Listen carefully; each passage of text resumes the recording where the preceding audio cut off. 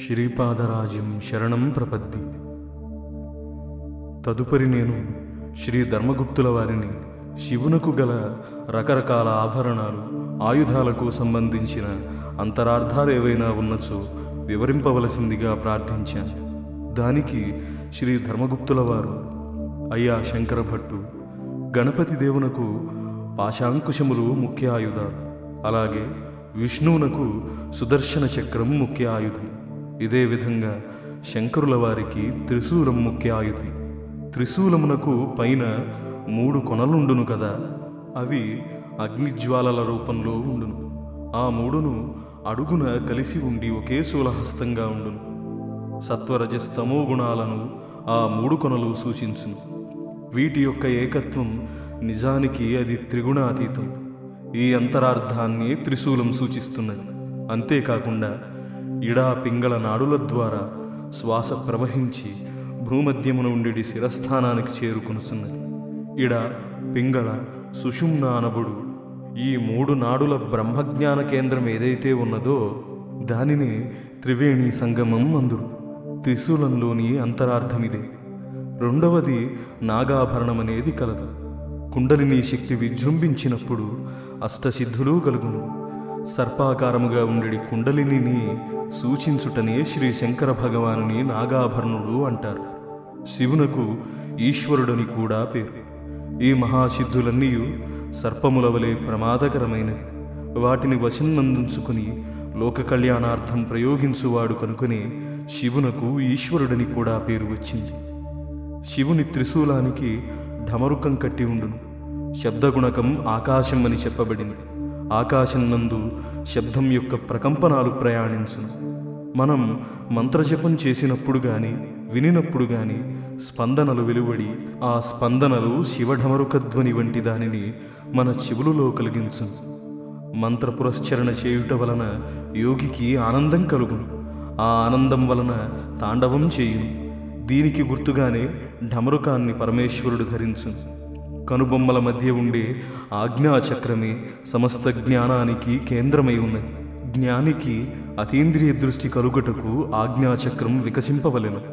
ఈ చక్రము ద్వారానే భూత భవిష్యత్ వర్తమానాలను యోగి గ్రహించగలుగును. ఇది ఏ పరమేశ్వరుని 3వ కన్ను. ఈ జ్ఞాననేత్రం వికసించిన ఎడల కామస్వరూపుడైన మన్మధుని దహించుటకు వీలు కలుగును. శివుని యొక్క నివాసం శ్మశానమని చెప్పబడింది. యోగాగ్ని వల్ల సమస్త కోరికలను భస్మం కాగా యోగికి పరమశాంతిప్రదాయకమైన నిర్వాణ స్థితి అనుభవానికి వచ్చు. జ్ఞానం యొక్క స్థితిని తెల్లటి రంగుతో పోలుస్తారు. అది ఏ విభూతి. మనిషికి ఆలోచనలు, కోరికలు నశించుట వలన శుద్ధమైన జ్ఞానం కలుగుతుంది. దాని వలన ఆనందం కలుగుతుంది. జ్ఞానం యొక్క పరిశుద్ధి అధిభౌతిక, అధిదైవిక, ఆధ్యాత్మిక, మానసిక అనే 4 స్థాయిల్లో జరుగుతుంది. దీనిని సూచించుటకే శివభక్తులు 4 విభూతి రేఖలను ధరిస్తారు. బంక వంటి దివ్యౌషధం శిలాజిత్ అనేది కలదు. దానిని తిన్నవారు నిత్య యవ్వనులై ఉంటారు. పూర్వకాలంలో శిలాదుడనే మహర్షి రాళ్ళు ఆహారంగా తీసుకుని జీవించేవాడు. అతడే నందీశ్వరుడుగా అవతరించాడు. శ్రీకృష్ణుడు రోహిణీ నక్షత్రంలో వృషభ రాశిలో జన్మించాడు. ఆర్ద్ర నక్షత్రం రుద్రస్థానం. ఉమామహేశ్వరులు అర్ధనారీశ్వరత్వాన్ని తెలుపునది మిథున రాశి. ఈ రాశికి ముందుగా ఆకాశంలో వృషభ రాశి కనిపిస్తుంది. ఆ వృషభమే నందీశ్వరుడు. నంది ధర్మస్వరూపాన్ని సూచిస్తుంటాడు. నిమ్న ప్రకృతికి చెందిన కామస్వరూపుడైన మన్మధుని శివుడు దగ్ధం చేసినాడు. అప్పుడు మన్మథుడు నిరాకారుడై ఉన్నత ప్రకృతికి చెందిన దివ్య దాంపత్య ధర్మానికి చెందిన కామరూపుడైనాడు. కనుకనే కృష్ణుడు ఉపమన్యు ఋషి వద్ద శిష్యరికాన్ని చేసి ఎంతో నిష్ఠతో శివోపాసన చేసి శివుని అనుగ్రహం వలన రుక్మిణీదేవి యందు ప్రద్యుమ్నుడనే కుమారుని కన్నాడు. ఆ ప్రద్యుమ్నుడే పూర్వజన్మమున నిమ్న ప్రకృతికి చెందిన మన్మధుడని పిలువబడినాడు. ఈ వృషభమనున్నది మన్మథస్థానం. కామస్థానం కూడా ధర్మబద్ధమైన కోరికలు ఏవైనా సరే ఉన్నత ప్రకృతికి చెందినవి. వాటిని తీర్చుకునుట ధర్మవిహితమే అని తెలుపుటకు వృషోత్సర్జనం అనుదాన్ని చేస్తారు. భయంకరమైన తాంత్రిక సిద్ధులు, శక్తులు పులి వంటి ప్రమాదకారులు. వాటిని వశంనందుంచుకున్నవాడు శివుడు. వ్యాఘ్రము శక్తికి వాహనం. శక్తిని పూర్తిగా భార్యవలే తన అధీనమందుంచుకున్నాడు కనుక దానికి సూచనగా పరమేశ్వరుడు వ్యాఘ్ర చర్మాంబరధరుడైనాడు. శుద్ధ బ్రహ్మజ్ఞానం, నిరంతరం స్రవించుచుండు ప్రజ్ఞ, అమృతత్వ సిద్ధి అను వాటిని శివజటాజూటంలోని లోకపావని గంగ సూచిస్తూ ఉన్నది. ఇటువంటి నిత్య ప్రసన్నత్వం వలన కలిగేడి మహాప్రశాంత ఆనంద ఆహ్లాదమయ స్థితిని చంద్రవంక సూచిస్తున్నది. అందుచేత చంద్రకళాధరుని తత్వం అమృతత్వ సిద్ధికి, ఆహ్లాద ఆనందమయ స్థితికి ఆలవాలమైనది. అర్ధనారీశ్వర తత్వంలోని అంతరార్థం ప్రాణులను జీవింపజేసే శక్తి, అనగా ప్రాణశక్తి రెండుగా విభాజితమై ఒకటి స్త్రీలోని అండాశయనందు శోణితంగాను, పురుషునిలోని శుక్లంగాను ఉండి ఈ రెండింటి కలయిక వల్ల జీవిగా ఏర్పడుతుందని. అయితే సృష్టిలో అమ్మా నాన్న అను రెండు తత్వాలు కలిసి ఏకాకృతిలో ఉండి జీవి వానపాము. స్త్రీ పురుషుల ఉభయులలోనూ స్త్రీ పురుష తత్వాలు రెండూ ఉంటాయని, శరీరంలో కుడి భాగంలో ఉండే శక్తిని పురుష శక్తిగాను, ఎడమ భాగంలో ఉండే శక్తిని స్త్రీ శక్తిగాను గుర్తించాలి. అదేవిధంగా కుడి భాగంలో ప్రవహించే శ్వాసరూప శక్తిని పింగళనాడిగాను, ఎడమ భాగంలో ప్రవహించే శ్వాసరూప శక్తిని ఎడానాడిగాను గుర్తించాలి. ప్రాణాయామం చేసేటప్పుడు కుడివైపు శ్వాస పీలిస్తే శరీరంలో వేడి పుడుతుంది కాబట్టి దాన్ని సూర్యనాడి అన్నారు.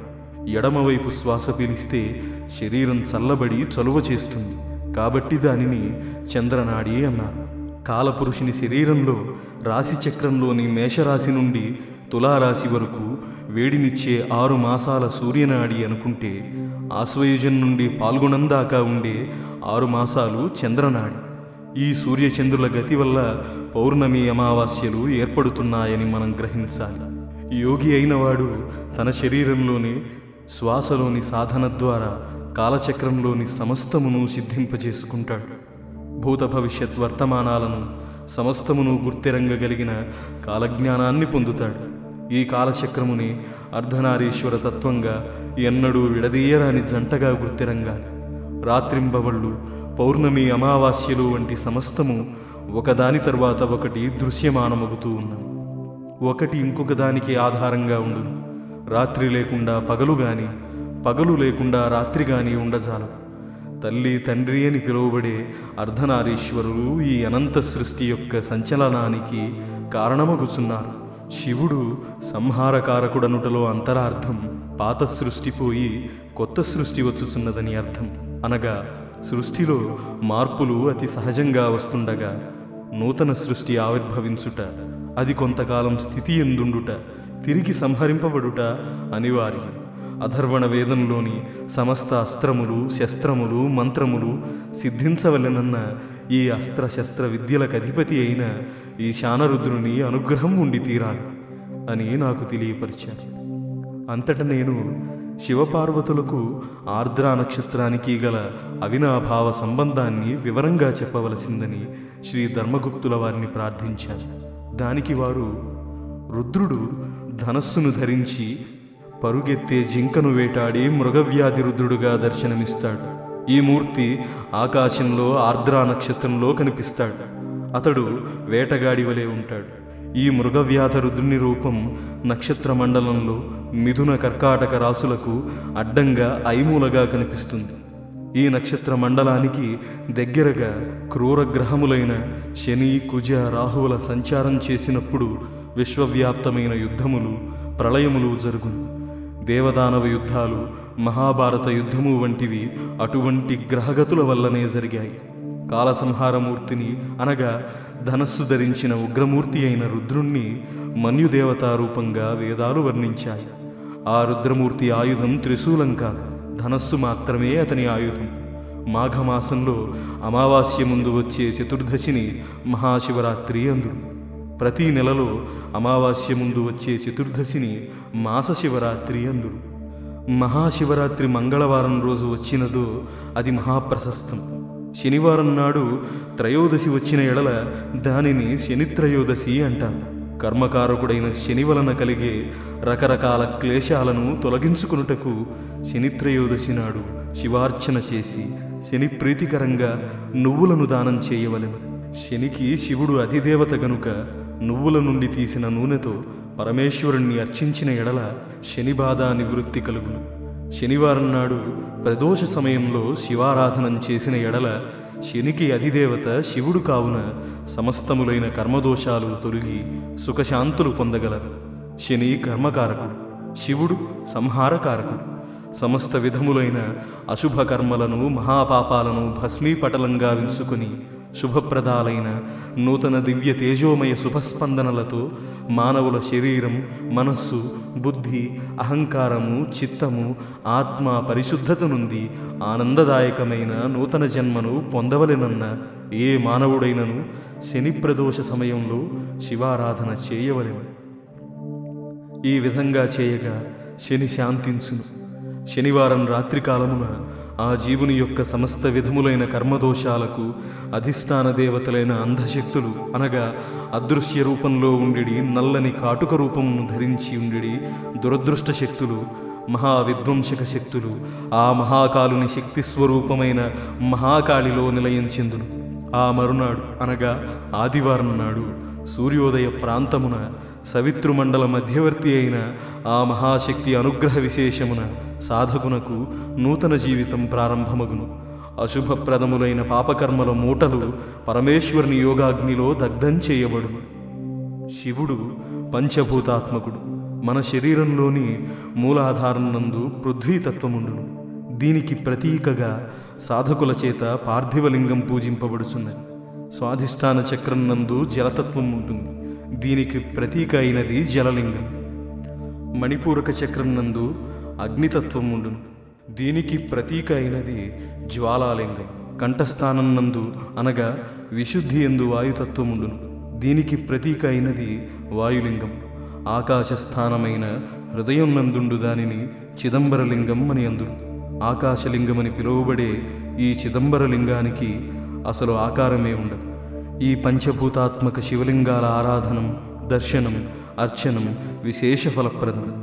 చిదంబర క్షేత్రంలో తెర వెనుక దాచి ఉంచబడిన చిదంబర రహస్యం అనగా తెర ఎత్తితే లోపల ఏమీ ఉండదు. శుద్ధ ఆకాశమే శివుని ఆత్మలింగం. హృదయమే చిత్స్థానం గనుక ఆత్మకు నివాసమైనది ఆకాశస్థానమని తెలుసుకోవాలి. అసలు ఆకాశానికి ఆకారమే ఉండదు కదా. ఏకాగ్ర దృష్టిలో మనస్సును కేంద్రీకరించి నిజతత్వాన్ని ధ్యానించు యోగులకు హృదయాకాశం తెరుచుకుని తన హృదయకోశంలోని సమస్త సృష్టి, యావత్ బ్రహ్మాండము, నక్షత్రాలు, తారకలు మొదలైనవన్నీ దర్శనమిచ్చును. రుణమనగా పాపం, రుణం లేనిదే అరుణం. పరమేశ్వరుడు దహారాకాశుడు. అతడు అరుణాచలేశ్వరుని రూపంలోనూ, అరుణాచలం కొండ రూపంలోనూ, ఒక మహాసిద్ధుని రూపంలోనూ అరుణాచలం నందు ఉన్నాడు. అతని దర్శనం సమస్త పాపక్షయకరం.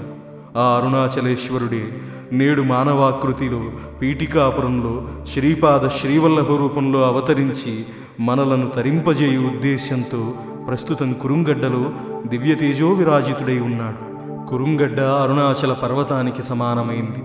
అర్ధనారీశ్వర రూపం నందున్న అరుణాచలేశ్వరుడే శ్రీపాద శ్రీవల్లభుడు. అరుణాచలమందున్న మహాసిద్ధుడు కూడా ఈ యతీశ్వర వేషధారియే. అరుణాచలం నందున్న కొండ సాక్షాత్తు శివస్వరూపమైనట్లే ఈ కురుంగడ్డ సాక్షాత్తు శ్రీవల్లభుల వారి రూపమే. అరుణాచల శివలింగం నందు శివశక్తులున్నట్లు శ్రీపాద శ్రీవల్లభ రూపం నందును శివశక్తులు కలిగి ఉన్నవి. అరుణాచలం నందలి మహాసిద్ధుని రూపం నందున్న పరమేశ్వరుని దర్శనం అత్యంత దుర్లభం. అయితే శ్రీపాద శ్రీవల్లభ రూపమున ఉన్న ఈ మహాసిద్ధ రూపం సాధకులకు అత్యంత సులభప్రదమై ఉన్నది అని నాకు తెలియపరిచారు. అప్పుడు నేను, అయ్యా, ఇంతకుముందు శ్రీపాద శ్రీవల్లభులు శ్రీ పద్మావతీదేవి సమేత శ్రీ వెంకటేశ్వర స్వామి వారి సంయుక్త స్వరూపమని నేను విని ఉన్నాను. మీరేమో వారిని శివశక్తి స్వరూపం అంటున్నారు. శని ప్రదోష సమయంలో శివారాధనం చేసిన మహాపుణ్యమని చెప్తున్నారు. నాకంతయు గందరగోళంగా ఉన్నది. దయ ఉంచి నాకు విశదపరచవలసింది అని శ్రీ ధర్మగుప్తుల వారిని కోరాను. దానికి శ్రీ ధర్మగుప్తుల వారు నవ్వుచూ, అయ్యా, శ్రీపాద శ్రీవల్లభుల వారి దివ్యతత్వం సప్త ఋషులకే అవగతం కాదు. అయినను నా శక్తి కొలది మీకు వివరింప ప్రయత్నిస్తాను. శ్రీ వెంకటేశ్వర ప్రభువులు కృతయుగం నుండి ఉన్నారు. వారు దశరథునికి వరమిచ్చారు. వారు శ్రీరామచంద్రునిగా జన్మించదనని చెప్పినటువంటి వారు కావున వారిని కౌసల్యాతనయుడిగా శ్రీరామునిగా కూడా అర్చించవచ్చు. కొంతకాలం పాటు శ్రీ వెంకటేశ్వర స్వామిని శక్తి స్వరూపంగా అనగా బాలా త్రిపుర సుందరిగా ఆరాధించారు. ఆ తరువాత కొన్నాళ్ళు వారిని శివస్వరూపంగా ఆరాధించారు. కొంతమంది వారిని సుబ్రహ్మణ్యునిగా ఆరాధించారు. ఆ తరువాత భగవద్ రామానుజుల వల్ల శ్రీ వైష్ణవులచే మహావిష్ణువుగా ఆరాధించబడుచున్నారు. బౌద్ధుల చేత మహాశూన్యంగా భావించబడినది కూడా ఈ స్వామియే. వారు సాక్షాత్తు దత్తప్రభువే. ఎవరు ఏ రకంగా పిలిచినను బదులిచ్చి రక్షించి తాను దైవం మాత్రమేనని ఆయా సాధకులకు లీలలను చూపు మహాటక్కరి మాయానాటక సూత్రధారి స్వామి. వారే ఈనాడు శ్రీపాద శ్రీవల్లభులుగా లోకన్నందు వ్యవహరిస్తున్నారు. శ్రీపాదుల వారి వామభాగంలో శక్తి సంచారం, కుడి భాగం నందు శివ సంచారం కలదు. కావున వారు శివశక్తి స్వరూపులు. వారి హృదయం నందు పద్మావతి అమ్మవారు కలరు. హృదయము దయకు స్థానం, అనాహత చక్రమునకు స్థానం. అక్కడ నుండి శక్తి ఊర్ధ్వచక్రాలకును అధోచక్రములకును చేరుతూ ఉంటుంది. అందువల్ల మరి ఒక చైతన్యమయ దివ్య శరీరంలో వారు శ్రీ పద్మావతి వెంకటేశ్వరులు. వారు వాణి హిరణ్యగర్భుల స్వరూపం కూడా. పర, పశ్యంతి, మధ్యమ, వైఖరి స్వరూపంగా ఉండేది వాణీదేవి అనగా సరస్వతీదేవి వారి నాలుకపై ఉండును. వాణీమాత దివ్యమానసం, హిరణ్యగర్భుని దివ్యమానసం అద్వైత స్థితిలో ఉండును. అసలు చిదంబర రహస్యమేమనగా వారు 3 రకములైన చైతన్య స్వరూపాలను ఏకకాలంలో ధరించెదరు. ఒక శరీరమునకును వారి యొక్క మరి ఒక శరీరానికి ఏ కొలతలోనూ కూడా కనీసం స్పర్శ కూడా ఉండదు. వారు వాణి హిరణ్యగర్భులనే చైతన్య శరీరాన్ని, శివపార్వతులనే చైతన్య శరీరాన్ని, పద్మావతి వెంకటేశ్వరులనే చైతన్య శరీరాన్ని ఏకకాలంలో ధరించుచు వీటికి అతీతమైన శ్రీపాద శ్రీవల్లభుడనే చైతన్య శరీరమునొకటి ధరించితి. ఇది వారి యోగమాయ, వారి వైష్ణవమాయ. ఇదియే వారి చిదంబర రహస్యం. వారిని ద్వైతులన్నను, విశిష్టాద్వైతులన్నను, అద్వైతులన్నను, వాటి అన్నింటికీ అతీతులన్నను చెల్లును. కారణమేమనగా వారి యోగమాయకు వైష్ణవమాయకు అంతూ పంతూ లేదు. జగన్మోహిని అవతారం ధరించి దేవతలకు మాత్రమే అమృతాన్ని పంచిన టక్కరికి మోహిని రూపమున పరమశివునిచే మోహింపజేసి అనగా మన్మధుని అవసరమే లేకుండా మోహింపజేసి ధర్మశాస్త్రాను జన్మింపజేసి ఈ మోహిని రూపమును నేనే, ధర్మశాస్త్రాను నేనే అని జ్ఞానాన్నిచ్చే దత్తప్రభువునకు అసాధ్యమేముండును. ఆత్మమాయ చేత తన్ను తానే సృష్టించుకుందునని చెప్పెను కదా. మోహిని రూపమున ఉన్న తానే ధర్మశాస్త్రగా సృష్టించుకున్నాడు. ఆహా, ఎంత టక్కరి విధానం అని చెప్పి నన్ను ఆశ్చర్యపరిచారు. శ్రీపాద శ్రీవల్లభులకు జయము జయము.